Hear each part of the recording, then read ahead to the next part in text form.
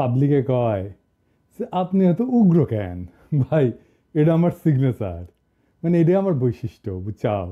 বাংলাদেশে জাউরাদের বাম্পার ফলন হয়েছে, তাই আন্দারে কুন্দারে মাইন না দিলে না জাউরাগুলো ঠান্ডা হবে না।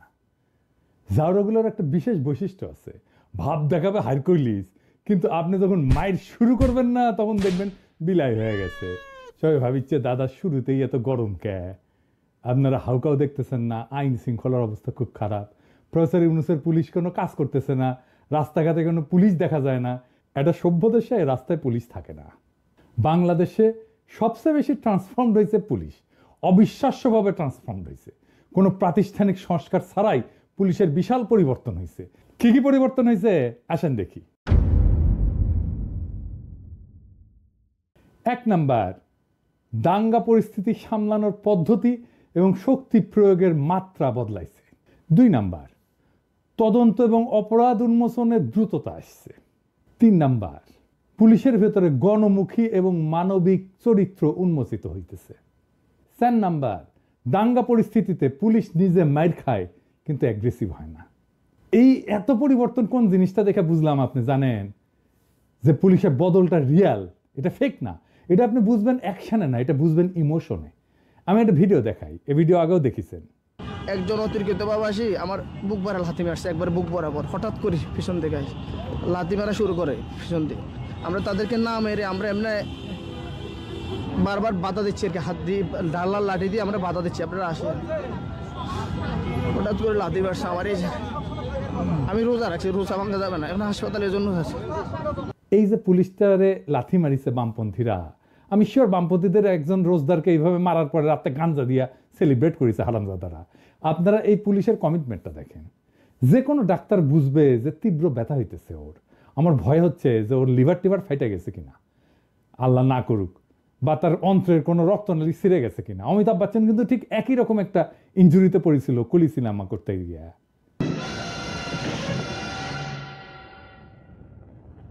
যাই হোক, পুলিশটা এখন কেমন আছে একটু জানায়েন আমারে, আমার খুব জানার ইচ্ছা কেমন আছে বেচারাটা। যেই পুলিশের এমন কমিটমেন্ট থাকে যে খোদা তাআলার আদেশের উপরে তীব্র শারীরিক কষ্টের চাইতেও ওষুধ নিয়ে রোজা ভাঙার বেদনা যার বেশি, সে একজন পিওর সোল, বিশুদ্ধ আত্মা। এইবার আমার দেশবাসীর কাছে প্রশ্ন, পুলিশ আক্রমণ করেনি, আপনারা জানেন এই বামেরাই উস্কানি ছাড়া আক্রমণ শুরু করেছে। যে বাম কমিউনিস্টরা বাংলাদেশে বসে রোজদারকে এমনভাবে নির্মমভাবে পিটায় বিনা উস্কানিতে, বিনা কারণে, তাদের কেন আমরা বাংলাদেশে রাজনীতি করতে দেব? ছাত্রীনন তো হারমোনিয়াম বাজাবে, মারপিট শুরু করলো কেন? কারণ সামনে বাম পিছে আওয়ামী লীগ আর কলকাটিনার ইচ্ছে ইন্ডিয়া। দেখেছেন, নিউজ বেড়ে গেছে, রিপোর্ট হয়েছে। আর এই যে ভিডিওটা দেখেছেন না, এই যে গলা ফাটায় পিনাকির বিরুদ্ধে লড়তে হবে একসাথে, একসাথে মানে বুঝেছেন তো, একসাথে মানে হইতেছে আওয়ামী লীগ সহ আর কি, বুঝছাও। তার স্লোগান দিতেছে যে লোকটা, না দেখান এডিটর সাহেবটা ভালো করে দেখান, সে তার নাম হইতেছে রাসেল ইসলাম সুজন। ওর বিরুদ্ধে অন্তত 4 জন নারী 4 বার নারী নিপীড়নের অভিযোগ আনিছে পৃথক পৃথক ভিক্টিমের কাছ থেকে। এই লোক ছোটবেলা থেকেই নিপীড়ক। আর এই নীল শার্ট পরা ও ডাক্তার রুবেল, ওই হলো তার রক্ষাকর্তা, দাঁতের ডাক্তার, মিরপুরে থাকে। ওর বাপের একটা চেম্বার ছিল মিরপুরের পাশে, উডি বসে বোধ হয় 10 নম্বরে। এই রুবেলের কারণে কখনোই ওর বিচার হয় নাই, বরং অভিযোগকারী নারীরা একের পর এক রাজনীতি থেকে ছিটকায় পড়ছে। কেউ কেউ মিছিলে এসে ছাইড়াই দিচ্ছে। এই মজ্জাগত নারী নিপীড়ক আজ মাঠে নামিছে ধর্ষণ ঠেকাইতে। তামাশা দেখেছেন, তামাশা। তো উই তো লড়াই করবার চাই, তাই না? আবার না দেখান কেন লড়াই করতে চায়। পিনাকির বিরুদ্ধে লড়তে হবে একসাথে, লড়তে হবে একসাথে, পিনাকির বিরুদ্ধে, উগ্রপন্থীর বিরুদ্ধে লড়তে হবে একসাথে, লড়তে হবে একসাথে, উগ্রপন্থীর বিরুদ্ধে।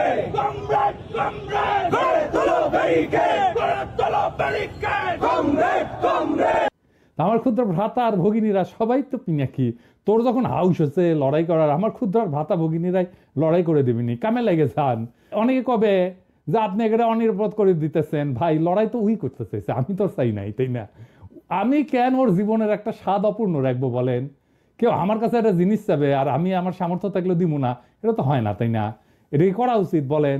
লড়াইয়ের ভিডিও পেটে নামাক, হ্যাঁ, আরসিবি বেকুর, আচ্ছা তোদের ওদের কয়ে দিয়েন যে আমি তো বেকুব না, যে গুতেরেস আছে ওই দিন আমি ঢাকার রাস্তায় কিছু কইরা প্রফেসর ইউনূসের প্যারা দিমু, ওনারে বিব্রত করবো, দাবরানি যেদিন দাঁড় দিমুনি, হ্যাঁ ডেট আমি ঠিক করবো, হ্যাঁ খারা এমন ভাবে যেন সরকারও বিব্রত না হয়, বুঝছাও।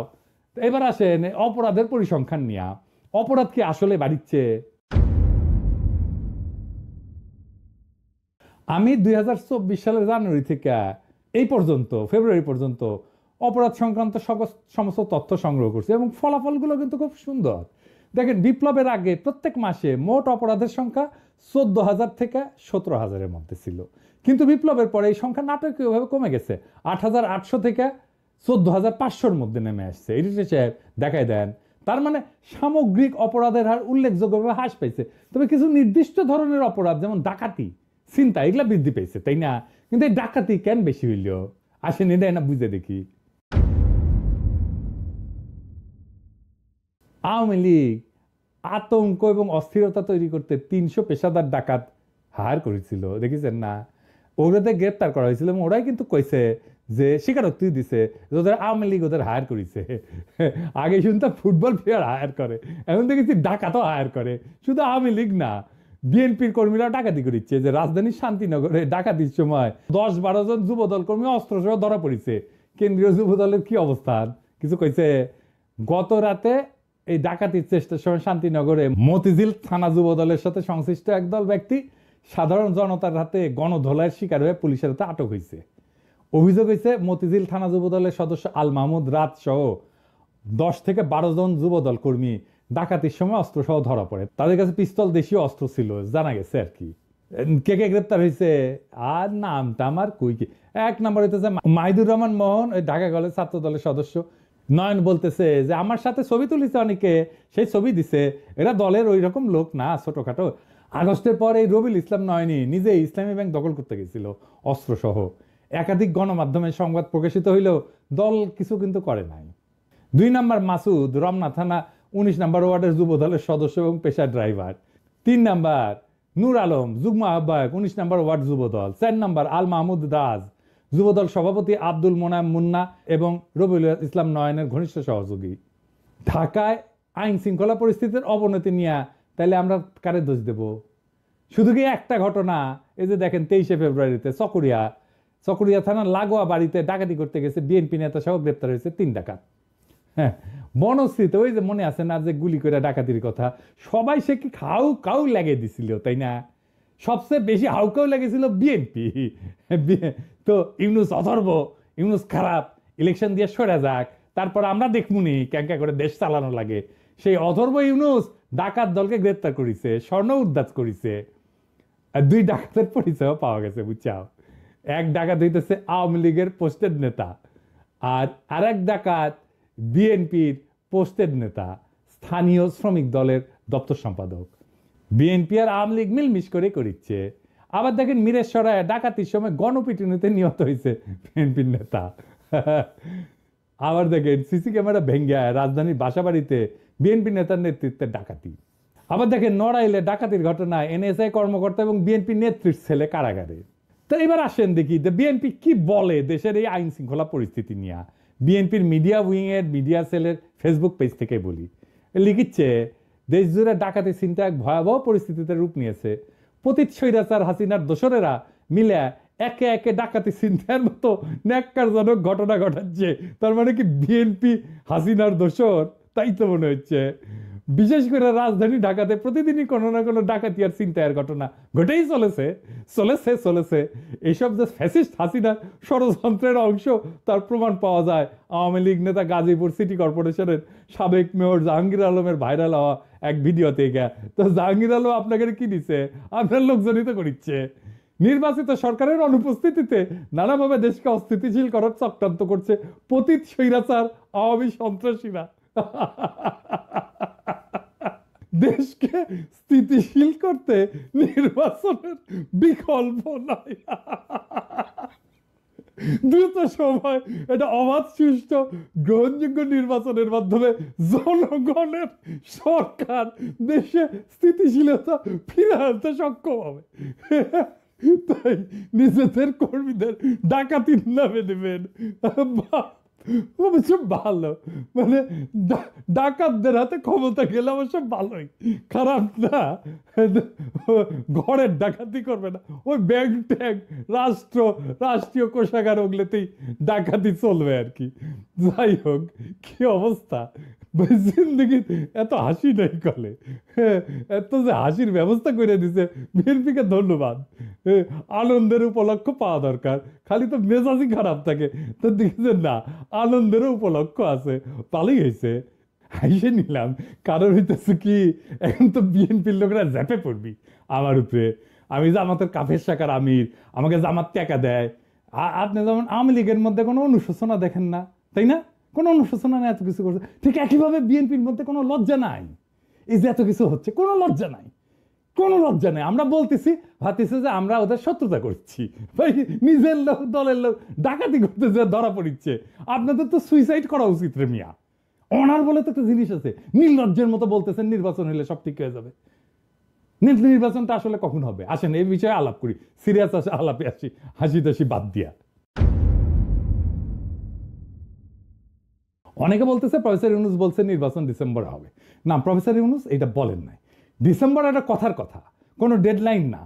কেন না এটা বুঝাই বলি। প্রফেসর ইউনূস সংস্কারের বিষয়ে একটা ঐক্যমতের কাজ শুরু করছেন মার্চ থেকে, তাই না? ঘোষণা দিয়ে তিনি সেখানে দারুণ একটা পদ্ধতির অনুসরণ করছেন। তিনি বলছেন আমাদের নিজেদের তো কোনো এজেন্ডা নাই, আপনারা সব রাজনৈতিক দল শুধু যেই পয়েন্টে সংস্কারের জন্য একমত হবেন আমরা শুধু সেইটুকু করব। এখন এটাই তো ঠিক হয় নাই, সবাই মিলে কতটুকু চায়। বিএনপি বলতেছে নির্বাচনের জন্য ন্যূনতম সংস্কার ততটুকু কইরাই নির্বাচন। তো ভালো কথা, সেটা লিখে দেন না কেন? বলে আসেন প্রফেসর, দেরি করছেন কেন? সরাসরি বলে আসেন। এতদিন তো মার্চের তো অর্ধেক মাস পার হয়ে গেল, তাহলে অতটুকু করতে কত টাইম লাগে সেটা হিসাব করা যাবে নি? ডিসেম্বর কেন, জুন জুলাই তো হয়ে যেতে পারে নির্বাচন, যদি সবাই মিলে বলেন আমরা কোনো সংস্কারই চাই না। ইনফ্যাক্ট মির্জা আব্বাস তো আরো ডেঞ্জারাস কথা বলছে এই সংস্কার করলে আমরা এটা চেঞ্জ করব ক্ষমতায় আসলে। আপনি শিওর আপনি ক্ষমতায় আসতে পারবেন মির্জা ভাই? হ্যাঁ, তো তাইলে একদিন বসেছিলেন কেন? আগেই বলতেন যে সংস্কার চাই না, বসে বসে সবাই বেকার খাটতো না, তাই না? আপনারাই যেহেতু দেশের মা বাপ, জিতলেই যেহেতু সব কিছু দেশের মালিকানা পাওয়া যান, দেশ তো জমিদারি আপনাদের, তাই না? জমিদারি কিনে নেন নির্বাচন কইরা, আপনারা রাজনৈতিক দল তাই যা খুশি করতে পারেন। আর আমরা তো তেজপাতা, আপনার তো মির্জা ভাই রাজনীতি করাই উচিত না। এই কথাটা তো পুরাই অরাজনৈতিক, উদ্ধত হাসিনা, নমরুদ আর ফেরাউনের কণ্ঠস্বর। দেশটা তো আপনার বাপের না। জুলাই আগস্ট বিপ্লবের সময় ছাত্ররা লিখেছিল লাখো শহীদের রক্তে কেনা দেশটা কারো বাপের না, দেশ কি আপনার বাপের মির্জা ভাই? ভোটে জিতে যা খুশি করার অধিকার আপনার থাকে না? পারলে করে দেখান যদি খ্যাডম থাকে, পারলে আমরা ঠেকাবো। জানের ভয়ে তো 28শে অক্টোবর দাঁড়াইতে পারেন নাই, মনে নাই? বল্টনে 16 বছর ফ্যাসিবাদের খাওয়াইছেন দেশটারে, 111 ঠেকাইতে পারেন নাই, এখন হারকিউলিস হয়ে গেছেন। বাপরে ডরাইছি। হ্যাঁ, আপনার তো দলের কর্মীদের উপরে দরদ নাই, ওদের একটু ডাকাতি করতে দেন, ওদের কি কোনো অধিকার নাই? একটু জিব্বাটাকে সামাল দেন, সংযত করেন। ওই যে জর্ডানের একটা কবিতা আছে বুঝছাও, ক্যানোনাইজেশন বলে, ইংরেজি যেহেতু লিখেছে ঠিকই লিখেছে, ওই লিখেছে for God sake hold your tongue and let me love. রবীন্দ্রনাথের বাংলা করেছিল দোহাই তোদের একটুকু চুপ কর, ভালোবাসিবারে দে আমারে অবসর। বিএনপির ভাইরা, মির্জা ভাইরা একটু বলেন দোহাই তোদের একটুকু চুপ কর, ডাকাতি করিবারে দে আমারে অবসর। এইবার আসেন 32 নাম্বার নিয়ে কথা বলি। দেখেছেন সোহরাওয়ার্দীর বডিগার্ড যদি জয় বাংলা হয়েছিল না, সে সিঁড়িটা কলে ভাঙেনি। আমি পই করে কইছিলাম মাটির সাথে মিশা দেওয়া লাগবি, কানে কথা যায় নাই। যখন জানিছি ওটা জিন্দা আছে তখনই কইছি ওই শিরিক মন্দির বানাবি হাসিনার দলের লোকেরা। ঠিকই বানাইছে, দেখেন কি করিচ্ছে, দেখেছেন বুঝেছি। ওটা আমার নিজ দায়িত্ব লিয়া ভাঙা লাগবি। অসমাপ্ত আত্মজীবনী লিখেছিল সোহরাওয়ার্দীর বডিগার্ড, আর আপনারা অসমাপ্ত ভাঙাভাঙি করেছেন। আমি এর দায়িত্ব আর ক্ষুদ্র ভ্রাতাদের দিব না, একেবারেই দিব না। নিজে হাজির থাকবো। 5ই আগস্টের মধ্যে দেশে যাওয়ার পারি নাকি দেখি। সরকার তো আমার নেওয়ার জন্য ফরাসি সরকারের সাথে কথাবার্তা করছে। প্রফেসর ইউনূস নিজে উদ্যোগ নিচ্ছেন, আর উনি কথাবার্তা কইছেন, আশা করি হয়ে যাবে। এখন আমার এই প্ল্যান শুনে স্যার কবের পারে যে তুমি তো আমার পারিছি থাকো, আশা লাগবি না, এটি তুমি এসে গেঞ্জাম বাঁধাবা। স্যার শুনেন, আমাদের বগুড়াতে একটা গান আছে বুঝছেন, ইউথকারের গান আছে, ওই গানটা হচ্ছে গ্যাঞ্জাম বাঁধাবো, শুধু গ্যাঞ্জাম। আমরা বগুড়ার লোক তো গ্যাঞ্জাম বাঁধানোর আমরা মাস্টার। আপনি আমাকে নেন বা না নেন, গ্যাঞ্জাম আমি বাঁধাবই। তার সে নেন, ওই চক্ষু লজ্জা আছে তো, তাতে হয়তো যদি কিছুটা সামাল হয়। যাই হোক, প্ল্যানটা কই। হ্যাঁ, এইবার আমি আমার ক্ষুদ্র ভগিনীদের নেব, জনা 30 ওরাই ভাঙবি। আমার কলেজ চাইনিজ বুদ্ধি, শিওর শট, কখনো ফেল করে না। আমার প্ল্যান, আমি ক্ষুদ্র ভগিনীদের লাইন ধরে সিঁড়ির দাঁড় করামু। হ্যাঁ, এক এক সিঁড়ির 2 থেকে 3 জন, তারপর উপর থেকে ওদের মাথার উপরে 8 ছেড়ে দেবো। ওরা যে চিক্কন মারবে আর সিঁড়ির উপরে যে দাবি করবি না, ওই সাথে সিঁড়ি ভেঙ্গা মাটির সাথে মিশে যাবে। এই কৌশল বড় বিল্ডিং ভাঙার টাইমে কাজে লাগানো যাবে, শিওর শট। হ্যাঁ, এইবার ক্ষুদ্র ভ্রাতাদের শিখে দিয়ে একটা টেকনিক। হ্যাঁ, প্যান্টের পকেটে জ্যান্ত 8 নিয়ে যাবেন ডেটিং করতে গার্লফ্রেন্ডের সাথে। গ্যাঞ্জাম লাগলে পকেট থেকে 8 বের করে দিবেন, সুইরা একেবারে গায়ের উপরে ঠান্ডা হয়ে যাবে। জিন্দগি তার প্যারা দিবি না গার্লফ্রেন্ড। প্যারা দেওয়ার চেষ্টা করলে না, খালি প্যান্টের পকেটে হাত ঢুকাবেন। 8 থাকুক আর না থাকুক, একেবারে ঠান্ডা, বুদ্ধিটা ক্যাঙ্কা।